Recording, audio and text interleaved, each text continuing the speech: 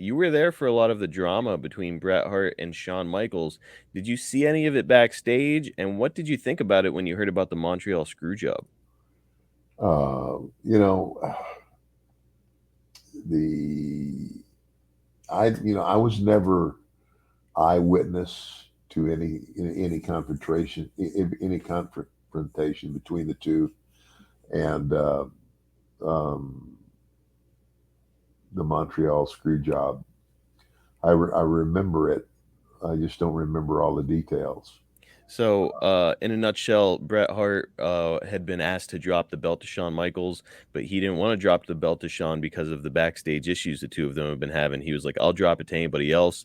And also, of course, it's in Montreal, so it's Canada. So Bret didn't want to drop the belt in Canada, so he was like, "I will drop it to anybody else, or we can do it, the following night on Raw." He was like, "But I'm not dropping the belt to him here in Canada." And Yeah, so Shawn Michaels winds up getting him in a sharpshooter, and Vince has the timekeeper ring the bell, yeah, and that's it. So they kind of screwed Bret out of the belt, and that was Bret's last match in the WWE. yeah, And so yeah, it's a lot of people are like kind of on either side where they're like, well, Shawn was just a menace backstage, and he created that problem. And then guys like Jake Roberts say like, hey, Bret Hart should have just done business, and it's not right that he did that. So what's your take on it? I agree 100% with Jake. It's business is business. I mean, irregardless of your personal feelings about somebody, when it comes to business, it's like, people go to work every day, right? And I'm sure that there are people that go to work every day and they have to work with people that they don't necessarily like Hmm. or they don't think much of. But business is business. And while you're doing business, take care of business and then go your separate way. And if you don't want to be around the guy, you don't have to be around the guy.